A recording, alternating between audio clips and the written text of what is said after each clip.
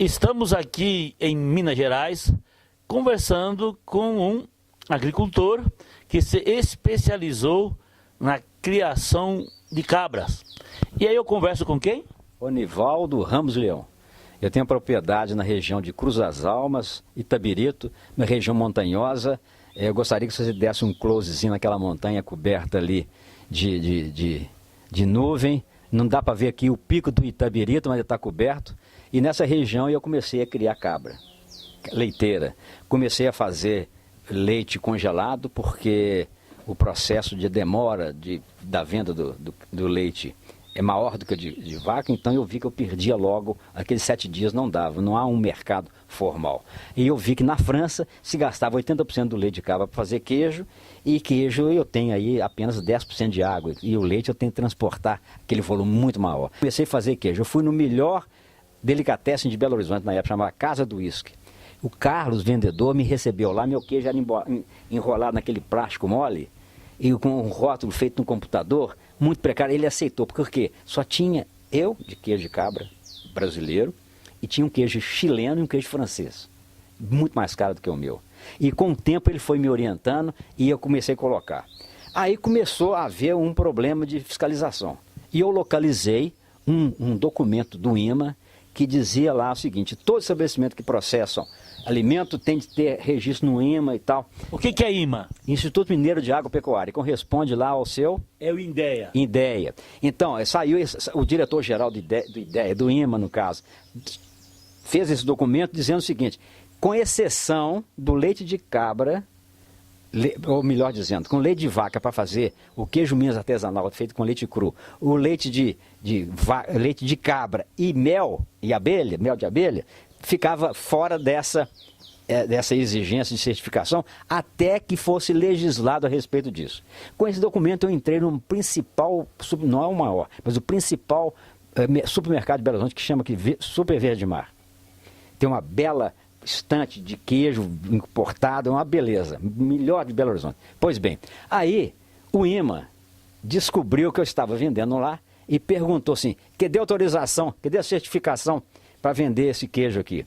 Aí eles foram lá me mostrar esse documento, chamava notificação oficial, assinado pelo diretor-geral. Eles falaram assim: esse documento não vale nada. Aí o Verde Mar me procurou: mas como não vale nada? Eu disse assim: olha, mas está assinado pelo diretor-geral.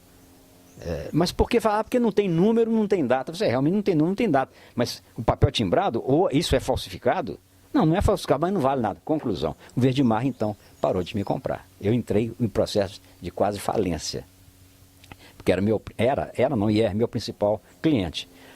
Aí nós já estávamos trabalhando numa elaboração de uma lei, junto com várias universidades, Viçosa, o FMG, a Caprilete, que quem manda na Caprilete são médicos veterinários, a então presidente e médico veterinário, professora do FMG, e começamos a trabalhar na Assembleia Legislativa com o deputado Antônio Carlos Arantes, que era presidente da Comissão de Política Agropecuária. E muito sensível com isso, porque ele foi criado com leite de cabra. Então facilitou demais o processo de entendimento. Conclusão: depois de muita luta, depois de 6 anos, olha só, depois de 6 anos de muita luta, conseguimos a lei. A Assembleia mandou para o governador sancionar, o governador submeteu ao IMA, o IMA deu parecer contra, mesmo assim o governador Anastasia sancionou a lei.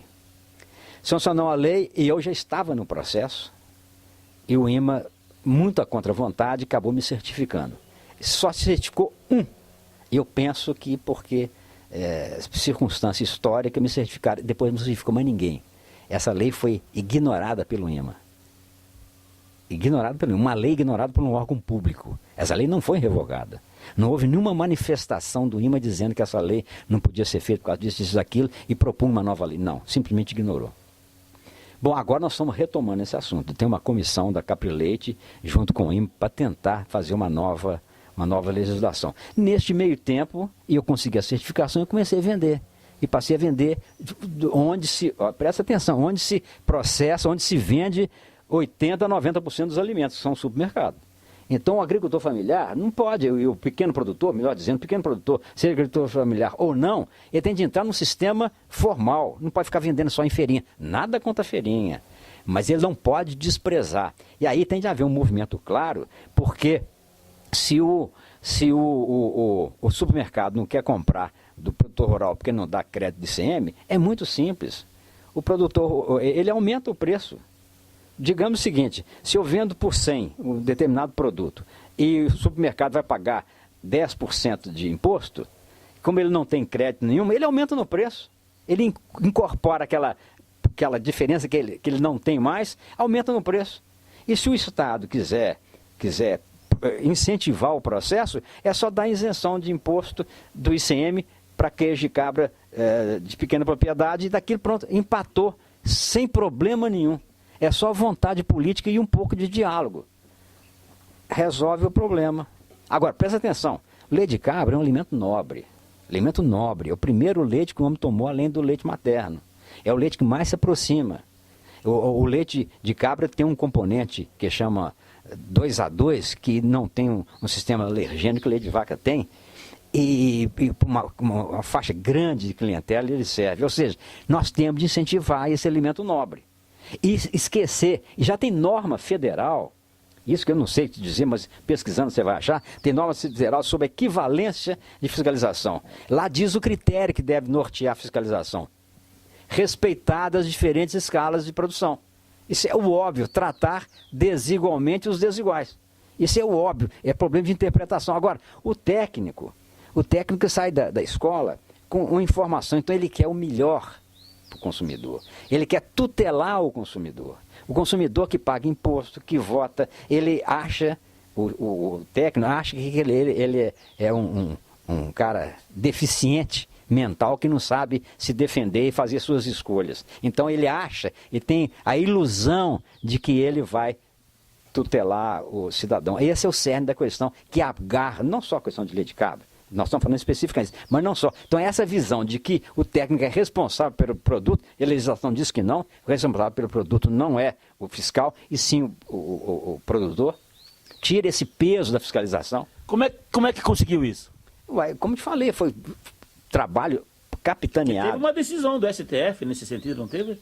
Não, isso aí é com relação ao aspecto de se o Estado tem competência para legislar. Então a história é o seguinte, o Estado sim tem competência para legislar com a limitação de ser só dentro do próprio Estado, mas o Estado tem poder. Nós estamos numa república federativa. Não é um sistema de governo único, não. Os estados têm competência. O que ocorre é que os estados, os governadores, vamos dizer, o Estado, de um modo geral, é muito tímido. Ele não sabe exercer o seu poder. A Constituição diz claro lá, compete à União uma série de coisas que o Estado não pode mexer. Tipo, por exemplo, Sistema Tributário Nacional. O Estado não dá pitaco. Fronteiro, o Estado não dá pitaco. Agora, tem vários tópicos que a Constituição, artigos, não vou lembrar, mas tem um artigo da Constituição Federal que diz lá, compete à União, junto com os Estados, legislar sobre uma porção de coisas e lá, legislação de proteção à saúde. A produção de alimentos está lá, dentro de proteção à saúde. Compete sim ao Estado para legislar, tem autonomia. E nesse mesmo tem um artigo lá, ou um parágrafo, diz lá, compete à União dar as normativas gerais. Está claro que os estados têm de ser específicos. Mato Grosso do Sul não é igual a Minas Gerais. O Arroio, o Chuí, nós temos 500. Mato Grosso também não é. Eu disse Mato Grosso, não? Do Sul. Do Sul, é o quê? Mato Grosso. Então, essas especificidades, o Estado tem de cair na real e dizer, nós temos poder sim. Aí vai dizer, mas existe algum Estado corajoso que vocês têm? A pequenininha Santa Catarina, a corajosa Santa Catarina. A Assembleia votou uma lei exatamente sobre leite de cabra, sobre o processo de pasteurização, etc. Pasteurização lenta, que a União não aceitava. A Assembleia mandou para ser sancionado pelo governador, o governador vetou, foi para a Assembleia derrubou o veto, o governador, insatisfeito com isso, assessorado, dizendo, não, isso é a norma federal, a estadual não pode se sobrepor, essa coisa, ou seja, nós temos de ser simplesmente repetidor. A grande pergunta é essa, aqui no caso de Minas, se isso prevalecer, para que IMA?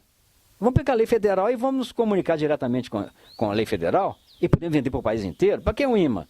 Para que o IDEA? Ou seja, isso aí você vê que não há lógica. Mas aí Santa Catarina, os deputados de Santa Catarina, nessa época, isso há muitos anos, hein? Não é coisa recente, não. Homologaram, né?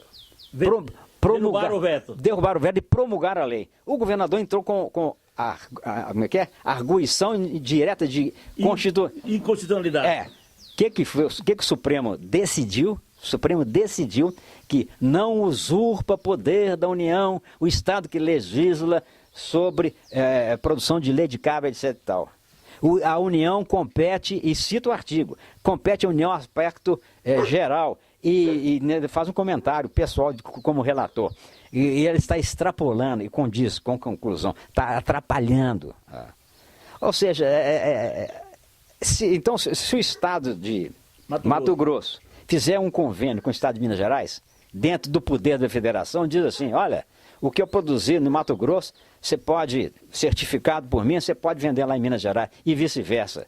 E aí você dá uma banana para a União. Dá a banana para a União porque nós estamos baixando a cabeça.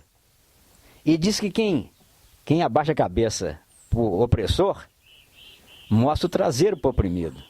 É o que nós estamos fazendo. Ok? Mas aí o senhor citou duas leis aqui, que quero que fique bem clara. Isso. Uma, que o agricultor que desobedecer as normas, ele passa a responder criminalmente. Até pouco tempo isso era respondido pelo profissional? Nunca. Existe essa figura do responsável técnico. A nossa lei, um decreto que baixou o regulamento aqui em Minas Gerais, e num determinado artigo lá, diz assim, o IMA poderá dispensar o responsável técnico para pequenos empreendimentos. Poderá. O IMA diz assim, pode, mas nós não aceitamos. Não aceitamos por quê? É problema de reserva de mercado. Então o IMA poderia, o legislador permitiu que o IMA dispensasse. Aí eu fui procurar jurisprudência para ver se realmente o responsável técnico, respondia. Não achei nenhum julgado, onde algum eventual problema fosse atribuído ao responsável técnico. Sempre ao produtor. Aí, o pessoal caiu no óbvio. Né? Ou seja, quem é responsável civil e criminalmente pelo produto chama-se o produtor, é o empreendedor que responde. Se ele quiser contratar um responsável técnico, problema dele. Pode ser médico veterinário, pode ser laticinista, que é uma categoria fundamental e não está prestigiado, pode ser o químico. Produtor Onivaldo, qual o tamanho da sua propriedade? Aqui eu tenho 9,6 hectares. Qual a pastagem que o senhor utiliza para as suas cabras? Olha só, vou dizer, 2,6 hectares é só mata. É os tais 20%, um pouquinho mais do que isso. E eu tenho aqui 6 hectares de pasto. Eu fiz o programa Balde Cheio, que é o sistema a tecnologia desenvolvida pela Embrapa. Na verdade não é bem desenvolvida, condensada e operacionalizada. Aqui é Balde Cheio, coordenado pela FAENG, Federação da Agricultura de Minas Gerais, através do Sindicato Rural de Itabirito. Então eu adoto aqui o sistema de pastejo rotacionado, o sistema Voisin, que então eu uso apenas 1 hectare. Esse hectare é tratado a pão de ló, correção de solo, todas aquelas técnicas agronômicas e com irrigação. Eu faço irrigação noturna, nós vamos mostrar lá para vocês o processo. Faço irrigação noturna quando eu tenho um desconto aqui de 67% sobre a energia elétrica. E qual a variedade da pastagem? Bom, eu tinha aqui na frente o pasto 1 e 2 de braquiarão. Era um pasto espetacular. Diz que se jogasse um maço de cigarro, ele não caía lá no chão. E eu caí na besteira de adubar esse pasto e cresceu tanto que minhas melhores cabras foram pastar. A parte de baixo tinha lá um fungo, 5 cabras morreram. E o queijo não era lá essas coisas. Então eu acabei com um custo alto, tirei o braquiarão e pus vários tipos que cabra gosta de variedade. Então eu tenho aqui o andropógon, eu tenho o mombaça, eu tenho o tifto, tem mistura tifto 85, tem da família Sinodon, a grama estrela, e com muito sucesso. E tem também o mombaça e o Tanzânia. E o Tanzânia, eu gosto muito do Tanzânia, e junto com o Sinodon é a resposta que eu faço para os animais. Seu Nivaldo, que raça de cabra é essa? Essa chama Saanen. Saane? Saane é uma raça que corresponde à holandesa em termos de produção de leite, apurada na Suíça, na região, no cantão do Saane, com 2 A, Saane. Basicamente aquela branquinha lá, essa aqui já é uma mistura. A campeã é a Saane. Logo em seguida vem a Parda Alpina, em termos de produção de leite. Depois, em terceiro lugar, vem a Toggenburg, uma cabra até bonita também. Em quarto lugar vem a que se chama de dupla aptidão, que é a anglo-nubiana. Essa aqui que eu crio é a Saane. E Saane é a pasto. A pasto. Qual a produção média desse seu rebanho? Olha, eu trabalho com a produção média de 2 litros dia, média anual. O que nos siga, aliás, é uma coisa interessante, é alertar que quando se fala sobre cabra, a pessoa pergunta quantos litros de leite ela dá. O produtor naturalmente diz assim, 8 litros de leite. Ele está se referindo a um pico de produção num determinado dia e o leigo acha que cabra dá 8 litros de leite. Isso não existe. Uma cabra que dá em média 2 litros de leite corresponde a uma vaca em média de 20 litros. Isso assim é fantástico. Então isso é ilusório e vai atrapalhar o planejamento de implantação de caprinocultura. Qual a idade média dessas suas cabras? Bom, você fez uma pergunta que eu não tenho isso aí. A cabra fica com você aí 8 anos. 8 anos. Talvez um pouco menos, talvez um pouco mais. E ela enxerta com que idade? Com 10 meses, 12 meses, chegou em torno de 30 quilos, 35 quilos, está pronto para cruzar. Aí 5 meses já tem 1 cabrito e meio em média. Ou seja, a rapidez de reprodução é fantástica, fantástica. Agora, o senhor colocou um fato interessante aqui. O senhor nos colocou lá que o senhor utiliza o Voisin, né? E aqui o senhor tem 1 hectare de pastagem, né? Tem a irrigação, e tem aqui uma técnica de custo barato que é a cerca elétrica. Elas se adaptaram bem a essa prática? Eu tenho 2 categorias. A leiteira, que é um animal mais pesado e tal, que aceitou tranquilamente, sem problema nenhum. Agora as novinhas, nós fizemos uma bobagem, deixamos ela crescer de pequenininha sem tomar choque, então elas simplesmente, aqui eram 2 fios só, passamos para 4, tá vendo que tá vindo esse aqui mais novo? Para poder segurar as pequenininhas. Mas isso, ou seja, com pouco tempo, você de novo se acostumando, assim, é fantástico, barato. A distância, vê a distância de mourão, pode ser um mourão fino, tranquilo, funciona mesmo. Eu estou percebendo aqui que a fartura é tanta que está sobrando comida aqui. Está sobrando, está sobrando. A técnica do Voisin e com outras metodologias de controle e tal, do balde cheio, que é feita aqui em Minas pela FAENG, já afirma que há lotação de 10 unidades animais por hectare. 10. O que significa, em termos de cabra, 80 cabras por hectare. 80. E há relatos, que eu não confirmei, às vezes eu até duvido, e tenho direito de duvidar, há relatos de até 20 unidades animais por hectare no sistema de pastejo rotacionado. E aqui é um custo baixo, né? Porque os postes ficam longe, o fio é barato, se precisar fazer qualquer manejo na pastagem, tira. Então é uma prática acessível à agricultura familiar. E a prova está aqui. Tranquilo. O custo é bastante suportável. Todas essas qualidades que você falou. Muito simples, muito simples. Bom, então agora nós vamos lá conhecer as instalações. Eu vou mostrar uma coisa que possivelmente você não vai perguntar, porque é inusitada. Nós vamos pular isso aqui com medo de tomar choque, mas se tomar choque, o máximo que você pode fazer é ficar um pouquinho mais calmo. Eu quero mostrar uma coisa para vocês espetacular, que é um sistema de adubação com o xixi da cabra. Vamos lá. Seu Nivaldo, o que é isso? Isso aqui é um sistema que chama Venturi. Qual que é a função da Venturi? Eu vou explicar. Tá vendo essa caixa branca aqui? Essa caixa branca está acoplado num tubo que é ligado lá onde as cabras estão e o xixi delas é conduzido até aqui, enche essa vasilha, você está vendo, ela está ali pela metade, e esse xixi é canalizado nesse Venturi aqui, que tem 2 registros e o registro principal da irrigação. E eu estrangulo, como vocês estão vendo aqui, estrangulo um pouco essa linha principal e cria um sistema físico que faça com que esse estrangulamento aqui de cima puxa o xixi de cabra lá. Então o xixi de cabra já é diluído na própria água de irrigação e eu adubo o pasto com xixi de cabra. Então, nada mais é que uma fertirrigação. Fertirrigação com nitrogênio a custo zero.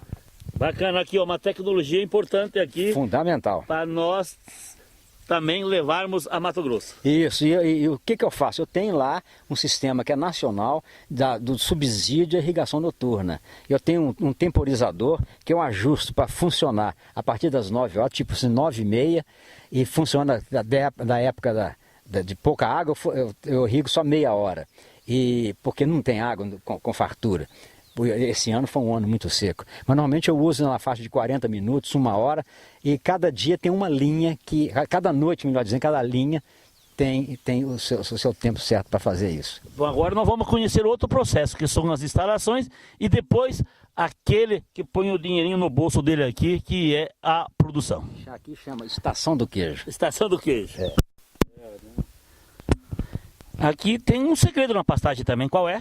É o seguinte, chega no inverno, lá para maio em diante, o capim começa a crescer menos por causa do frio, a luminosidade vai diminuindo e aí a gente vai ter problema de alimentação. O que a gente faz? Normalmente em maio a gente planta aveia e azevém a lanço.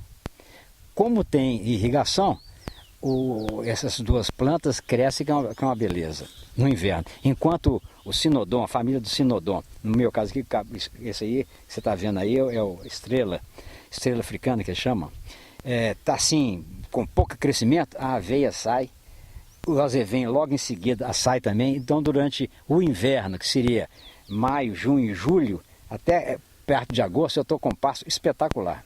Aí por agosto já começa a insolação melhor e tal, aí o capim normal, tropical, começa a aparecer. E eu quero dizer o seguinte, lá Mato Grosso não dá, que o clima é isso aqui, você está em uma altitude aqui de mais de 1000 metros de altitude, talvez no sudeste, mas faz uma experiência, a matéria compra lá e doa para fazer um teste. A aveia chama aveia preta, acaba acostumando com o clima e vai ser um adicional de qualidade. Uma boa dica. Mas aqui também, mas tem um segredo aqui, né? Aqui outro segredo, a cabra, né? Ela traz outra coisa aqui para o seu pasto, né? Além da urina.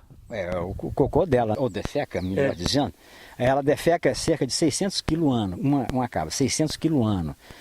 Considerando que em torno de metade fica no pasto, a outra metade fica no capri, onde ela passa a noite, protegida. E aquela metade vai para onde? Aquela metade eu faço uma compostagem aeróbica com a presença de oxigênio. Eu estou com algumas dificuldades ainda, que é para acelerar. Eu preciso de fazer uma compostagem no máximo com 30 dias, para retornar já curtido, sem semente de erva daninha, sem verminose. Aí eu quero, tá vendo? Aquela cabra lá, com cangalha, pulou. Esse é um problema. Então tem que treinar novinha. Mas é só uma. Exatamente, dá para fazer isso. E eu quero alertar o seguinte, o imenso problema da agricultura chama-se verminose. Principalmente quem vai fazer a pasto. É um dado a ser considerado. As pesquisas têm que ser desenvolvidas. Eu fico vendo as belezas da tecnologia de carro agora sem motorista, né? Coisas espetaculares na área tecnológica e não dão conta. Os pesquisadores não dão conta da tal verminose, não dão conta do tal carrapato. Esse é um desafio que nós temos de enfrentar. Como é que o Brasil, esse poder de exportação de proteína animal que se movimenta bilhões de dólares, nós ainda temos problema com o carrapato? Então aqui vai um recado para a Embrapa. Está um agricultor aqui, né, justamente reclamando que toda a potência que tem, é preciso encontrar aí uma forma de combater ambientalmente correto. Exatamente. O verme e o carrapato, que eles judiam muito da cabra também? Aqui eu uso um produto homeopático, fabricado em São Paulo pela uma veterinária de sobrenome Arenales e é vendido com esse nome, Arenales. Chama Proverme. Tem mais de 10 anos que eu uso isso como preventivo. Então minhas cabras inteiras não tem sarna, não tem problema de carrapato, não tem problema de berne, mas não consegue contornar o problema da verminose. Meus animais mais velhos, eles têm uma resistência maior, mas os animais novos demoram, o aspecto homeopático demora a pegar essa resistência. Então eu tenho o meu índice de morte por verminose é inaceitável. Eu nem sei calcular direito, mas é inaceitável. Começa com verminose, os vermífugos não fazem efeito, a gente faz contagem de ovos, faz todo o protocolo, e quando chega num certo ponto, não adianta. Então, a pesquisa tem... Porque, veja só, o Brasil pode ser imbatível, aliás, é imbatível mundialmente em termos de produção de leite, inclusive de cabra. Nós temos esse trópico aqui que nos dá, por hectare, mais proteína de qualquer espécie dos países ditos temperados. Que eu não chamo nem de temperado, eu chamo de clima inóspito. Chega na época do inverno, você não produz nada. Se você não fizer a tecnologia de guardar alimentos, você está perdido. Nós não. Estou dizendo do Sudeste e do Nordeste, que também com tecnologia. Mas, enfim, está faltando muita pesquisa ainda para isso. Então, um recado para a Embrapa aqui, e um recado de quem conhece. Qual é o manejo ideal quando se coloca a questão do abrigo? Eu não sei ideal, vou dizer o que eu faço.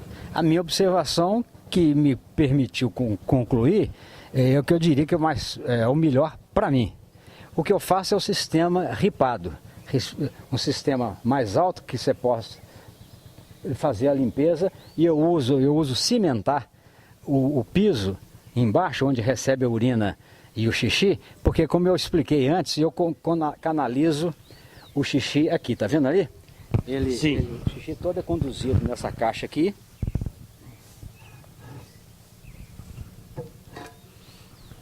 Cai aqui nesse filtro de aço inox, tá vendo? E para não entupir o Venturi, aquele sisteminha, chama Venturi. Cai aqui e conduzido por debaixo da terra até lá. Então o segredo é o ripado. O que o Marcos vai nos mostrar bem aqui é o ripado. Elas ficam à noite. Ficam à noite aí. Choveu, elas vêm. Isso elas não gostam de chuva nem automaticamente. Elas vêm aqui. Esse é um problema também para quem faz a pasto. Já fica alertado o seguinte: quem for fazer a pasto tem que lembrar que na época de chuva você vai ter muito pasto e a cabra não vai sair para comer. Então você tem de ter um sistema de fazer silagem daquele pasto que ela iria comer lá. Então você tem de cortar ele e dar para o coxo. A umidade, então, é um cuidado que tem que ter com ele. É fundamental. O principal inimigo da cabra é a umidade. Aí o senhor não colocou também que o senhor tem um produto muito importante também. Importantíssimo. Que é o esterco. O esterco. Aqui, você está vendo ali, se você for filmar, nessa época de chuva, a coisa complica. Então você vê que há alto teor de umidade. Eu tenho 3 esterqueiras. Aqui a esterqueira é limpada diariamente. E eu faço o processo de compostagem aeróbica, que é mais rápido do que a anaeróbica. Então aqui eu teria de fazer revolver isso aqui diariamente, e você vê que está meio impraticável, né? Impraticável revolver isso aí, fica impossível. E depois de um certo tempo daqui, eu tenho de fazer a aeração, eu pretendo fazer injeção de ar embaixo para poder ajudar a secar mais rápido. Mas isso é com o tempo, e tem um sistema de revolver isso sem ser com pá. Eu tenho chama motocultivador da Steel, que ele faz esse revolvimento como se fosse a capina. Mas aí não tão molhado quando eu tenho de esperar molhar. E eu jogo cal ou gesso agrícola para ajudar no combate à mosca e na secagem. Depois de um certo tempo, em torno aí de 2 ou 3 semanas, passa para a segunda esterqueira, e é revolvido também. Você vê que o material já está bem mais seco, e depois também de um certo tempo passa para a terceira esterqueira, que eu tenho aqui um triturador de restos orgânicos. Vou fazer uma propaganda da TRAP, e aqui eu moo o esterco, então ele fica em pó. E aí ele faz o que com ele? Joga para o pasto. Você joga lanço? Joga lanço, né? Tem um carrinho, joga lanço com a pá. Aí é impressionante a diferença. Nesse processo que o senhor faz aqui, quando chega aqui, vamos dizer, os cistos da verminose... Lá no começo, com 20 dias, já acabou, já não tem como. Ali já, o problema é que a cabra, o pastor, já contaminou o pasto lá, né? Esse aqui não contamina, já não tem mais problema, está perfeito. Mas ficou lá a verminose lá. Seu Nivaldo, aqui tem mais um segredo aqui, né? Que é cuidar dos bichinhos. Como eu te falei, eu tenho aquele sistema que fica mais alto, dá para você entrar lá por baixo. E aqui eu fiz um teste, foi o Maurício Aguiar, lá de Bonfim. Ele fez esse sistema e lá funcionou bem para ele, mas para mim aqui eu não gostei. Eu pretendo levantar esse piso como eu fiz aqui. Aqui eu levantei o piso para os animais, sem separação por idade, para poder manter a menor umidade possível. Nasceu, ele já sai da mãe ou ele fica mamando? Não, só sai da mãe imediatamente. Só nasce, toma o colosso do primeiro dia e no dia seguinte o colosso na mamadeira. Na mamadeira. Ou então no balde, que é mais prático. Tá, okay. Ensina ele a babar no balde. O Nivaldo, a cabra também aceita ordenhadeira mecânica? Perfeitamente, e é facílimo. Elas são. A cabra, se por ordenhar, você não precisa de amarrar a perna dela como se faz com vaca. Não precisa de pôr o bezerro perto para baixar o leite. Naturalmente ela entra aqui, fica quietinha. Ela já tem mais ou menos uma sequência hierárquica. Fica aqui cabe 6 cabras e com 2 sistemas de ordenha e eu ordenho 6 cabras ao mesmo tempo. É simples, prático. E compensa. Mas também eu te digo, se você for comprar um sistema de ordenha para cabra, é muito mais caro que a de vaca. Tudo por causa da falta de tradição, entendeu? Mas é uma coisa que a tendência é a gente baratear essa questão. Mas vale a pena, muito mais confortável. Tem outros processos mais baratos, que você leva o balde até o animal, ordenha. Mas dá mais trabalho, né? Aqui ela entra, choveu, ela está acomodada. E eu pretendo aumentar aqui. Aqui tem alguns defeitozinhos, que aqui, por exemplo, essa escada aqui, desnecessário. Se eu fizer uma saída ali, a pessoa, o ordenhador, não precisava de levantar o tanque. Mas então, como foi uma iniciativa, vai adaptando os tempos até chegar ao ideal. Mas aí já fica essa alerta para quem for fazer. Não se tem de ter o fosso para facilitar o acesso ao teto do animal. Mas sem essa escada, abre uma... Tá ok. Ok? Vamos lá agora. Então vale a pena na estação do queijo. Da estação do queijo. Isso. Bom, nós estamos agora aqui na agroindústria de derivados de leite de cabra. Isso é uma novidade, é um produto nobríssimo. Como funciona isso, seu Nivaldo? Olha, em pouco tempo eu percebi que se eu fosse vender leite, primeiro não tinha quem comprasse, não tinha uma indústria que me comprasse o leite. Eventualmente, se eu fosse vender o leite de cabra para a usina de leite de vaca, eu ia receber aqui na época tipo 90 centavos. Então é inviável para mim. Meu custo de produção é muito alto em função da especificidade da cabra. Então eu vi que ou eu parti para a industrialização ou eu fechava. Aqui não tem tradição. E eu vou te dizer mais um pouco, estendendo mais essa informação. Eu participei recentemente de uma audiência pública na Assembleia Legislativa de Minas Gerais, representando o Sindicato Rural de Itabirito e Ouro Preto, e os produtores de leite reclamando de preço, principalmente atribuindo, entre outras coisas, a questão do leite em pó do Uruguai, que está sendo reidratado aqui, fazendo uma concorrência desleal, entre outras coisas. Mas para mim ficou claro 2 coisas. O produtor de leite, qualquer que seja o leite, de cabra inclusive, e de vaca mais ainda, em função do volume, se o produtor tiver condição dele agregar valor, não digo do leite todo dele, mas uma parte do leite, agregar valor, seja ou um iogurte, ou um queijo de leite cru, ou mesmo pasteurizado, ou um aqualhado, se ele conseguir agregar, ele começa a viabilizar o processo dele. Ou seja, o produtor de leite tem de procurar, na medida do possível, isso não é uma regra geral para 100%, mas alguns já conseguem. Tipo, dou exemplo, queijo Minas artesanal, feito com leite cru, de vaca. Quem está fazendo queijo, certificado ou não? Porque 90% dos queijos mineiros não são certificados, 90% ou mais são vendidos clandestinamente. Não são certificados, mas eles financeiramente estão melhor que aquele que já vende o leite para a indústria. É fato, é fato.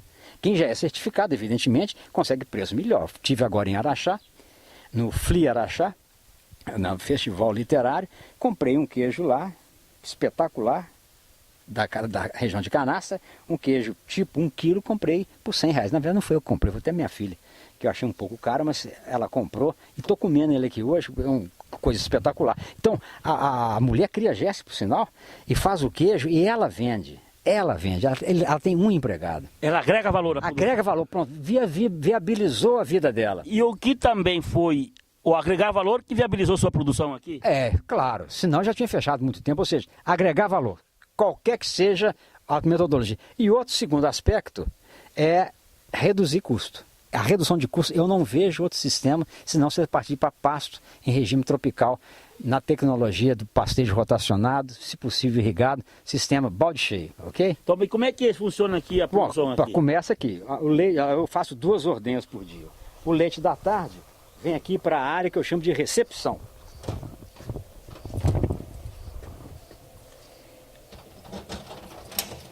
Que é um estabelecimento simples,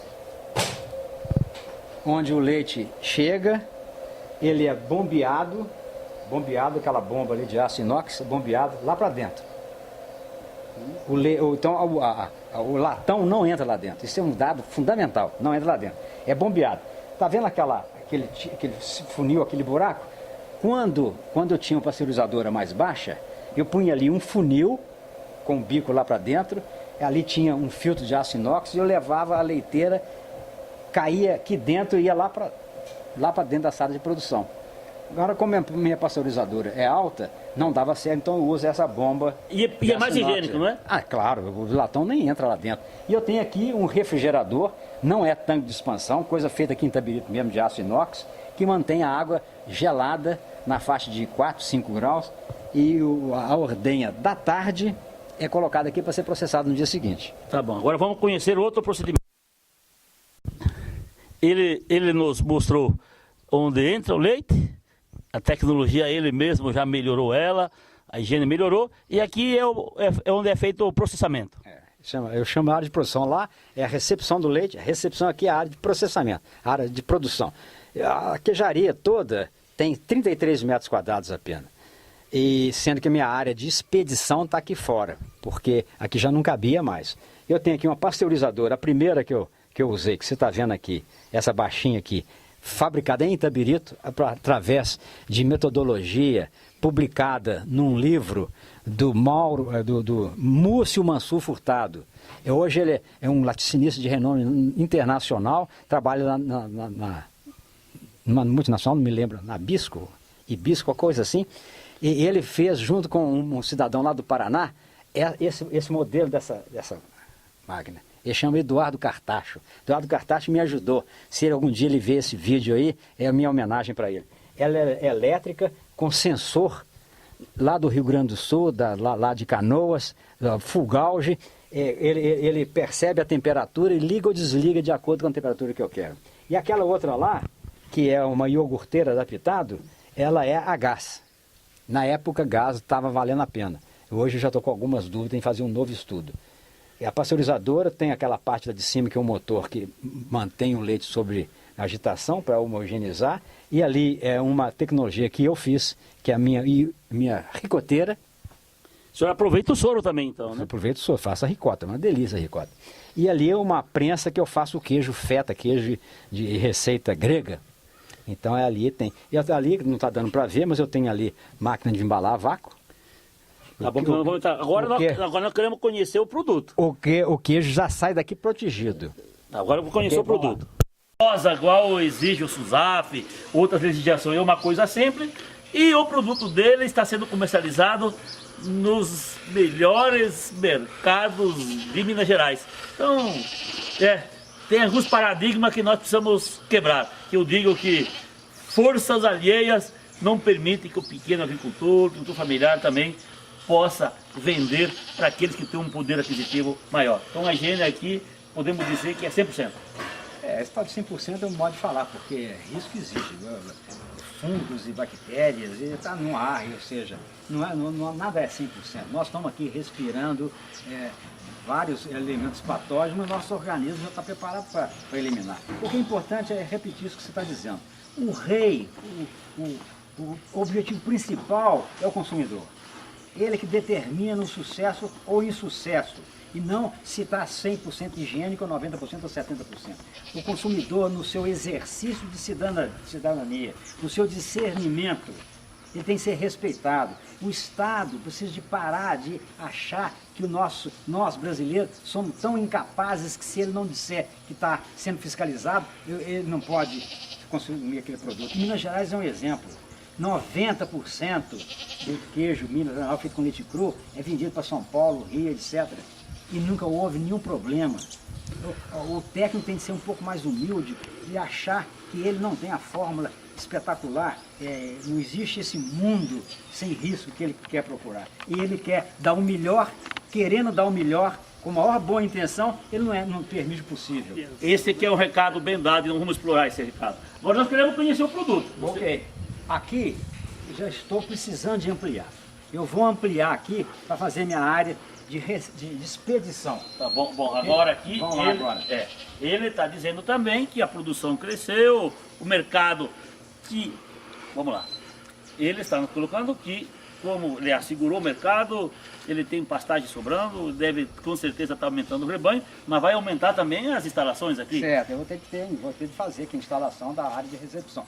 Porque o meu queijo sai daqui já protegido, já não tem mais contato com o mundo exterior. E tem um plástico próprio para alimento, embalado a vácuo, então já está protegido. Então ele sai daqui e vai direto para a área de expedição, que é provisória enquanto eu não construo aqui, que eu preciso de capital ou um financiamento.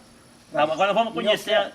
Me desculpe, eu quero registrar também, é importante que o meu município, que não é um município produtivo em termos de agricultura, é a região mineradora, nós temos aqui uma Secretaria da Agricultura, que me dá calcário subsidiado.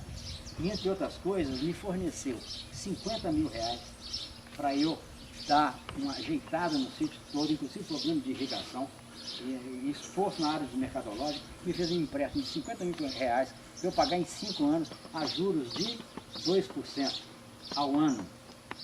Isso é ajuda. E eu retribuo isso oferecendo um produto novo para a sociedade. E também oportunizando outros agricultores a vir aqui e aprenderem com o senhor. É um compromisso porque moral. Porque o nosso papel de assessor rural é ensinar e aprender. Isso. E o próprio agricultor, ele, com conhecimento, ele faz esse papel, passando essa tecnologia para os outros. E o senhor está fazendo isso com muita competência e sabedoria. Muito obrigado. Bom, cada momento aqui a gente está aprendendo um fato novo. E ele conosco colocou aqui que essa propriedade também, ela corresponde ambientalmente, contribuindo com uma energia sustentável. E que energia é essa? Olha lá, tá vendo ali, ó, são duas placas solares que pré-aquecem a água com grande insolação, chega até 50 graus, que é acumulada no acumulador de água quente revestido termicamente ali dentro. Que ele então vai para a pasteurizadora, que já recebe a água, vamos dizer, com 30, 40, 50 graus, e ela é aquecida a gás num sistema que eu vou mostrar daqui a pouco. Bom, então olha só, então a água pré-aquecida está vindo lá e tem esse sistema, uma caldeira quase que residencial, automática, que vai aquecer. A pasteurizadora é um instrumento, é um equipamento com parede dupla onde circula a água. E internamente o leite vai ser pasteurizado. Tem um agitador para homogeneizar, quando o volume maior, para homogeneizar, e quando chega a 62 graus ou 65, você desliga e fica meia hora. Pasteurização lenta é só isso. Fez isso, você matou todos os micro-organismos que podem provocar doença. Você pode fazer o leite com ele, o queijo com ele, está perfeito. Agora, para baratear, eu pré-aqueço solarmente, né, com o sol, e tem essa caldeira aqui, que ela tem um sistema automático, que quando esse motor é funcionado, ligado lá dentro, a pressão gerada por esse motorzinho aqui, tem 1/4 de cavalo, ele abre automaticamente o gás, dá a centelha automaticamente, lá dentro faz esse comando. Então a água, a cada vez que passa, cada giro que passa, ela vai aquecendo.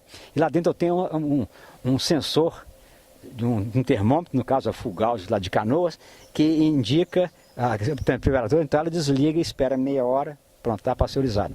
Ok?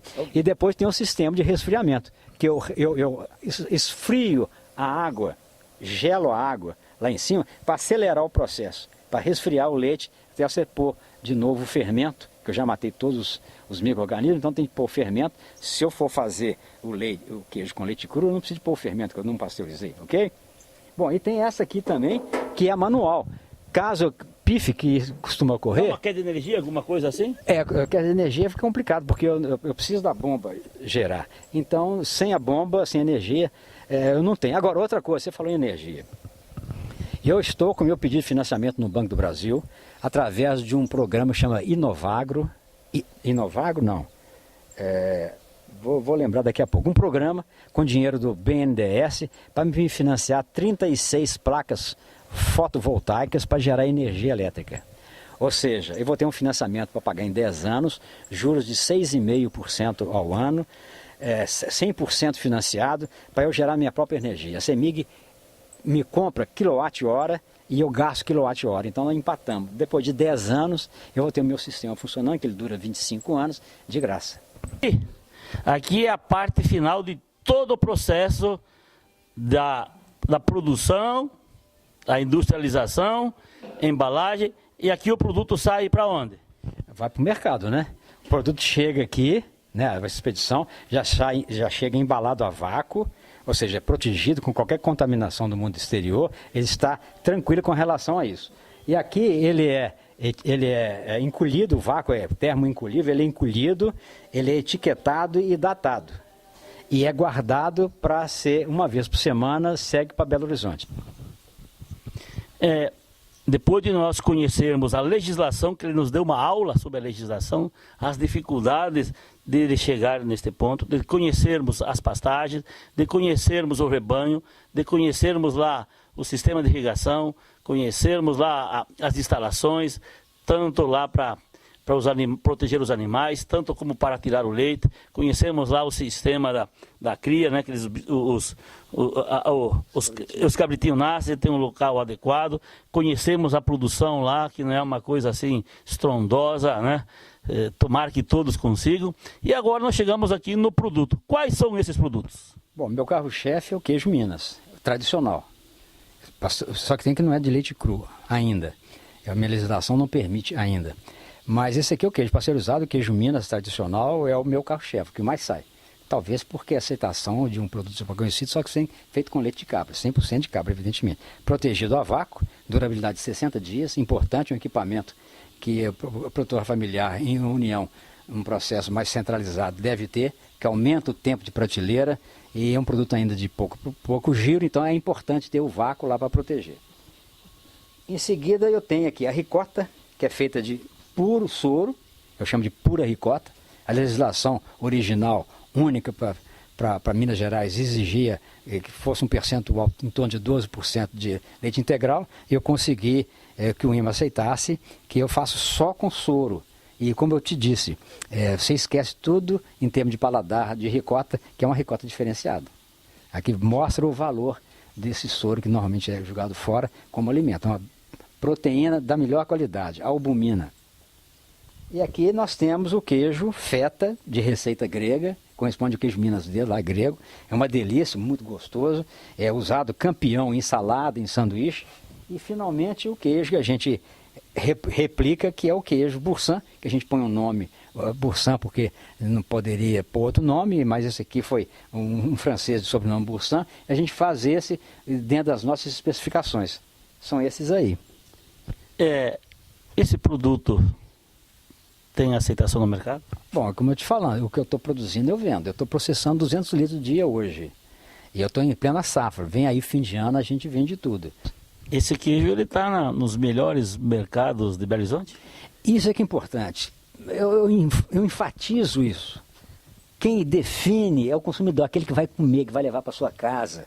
Ao governo tem de ser examinado o processo, o produto e não o processo. Porque o processo, no pequeno, ele tem de ter outra tecnologia, senão ele não consegue produzir. Se exigir a mesma tecnologia, você mata o pequeno. E veja só, o pequeno está alimentando o país. Eu acho que os técnicos, eu acredito na boa vontade deles, acredito na boa intenção deles, mas eles saem com uma informação inaplicável no mundo real, no nosso momento. E se você não fizer um sistema de fiscalização por etapa, de exigências crescentes, você mata o pequeno. E eu quero dizer uma coisa para encerrar. O governo, antes de procurar ajudar, se ele tirar os entraves que ele mesmo colocou, entraves artificiais, insustentáveis, tecnicamente, ele já vai de grande ajuda. O Brasil vai explodir. Nós seremos referência mundial também em queijo. De cabra, de vaca, de ovelha, ou o que for. Como é que o senhor avalia o papel da extensão rural e aqui no estado de Minas Gerais, onde ela iniciou para o Brasil? Olha, minha formação, eu fiz economia. Eu não tenho origem rural. Meu pai nasceu em fazenda e me transmitiu geneticamente, porque eu não vivi. Vim de Diamantina e sempre gostei do meio rural. Eu fui produtor de pimenta e arroz irrigados no Vale de Jequitinhonha, São Gonçalo do Rio Preto. E lá eu adquiri as minhas primeiras cabras e foi através da Emater que eu fiz plantio de pimenta, plantio de arroz em platô irrigado. E no município vizinho eu adquiri emprestado um bode de uma instituição da FEBEM e através sempre da Emater, intermediando esses contatos, eu comecei a desenvolver minha caprinocultura.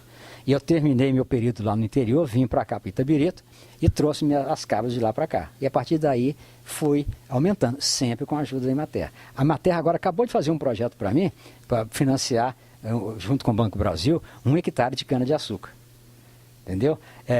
A Emater é uma grande parceira aqui, eu tenho o maior respeito, a maior admiração, e é fundamental. A Emater vive a realidade rural, vive, enquanto sem desfazer do trabalho importante de outros técnicos, claro.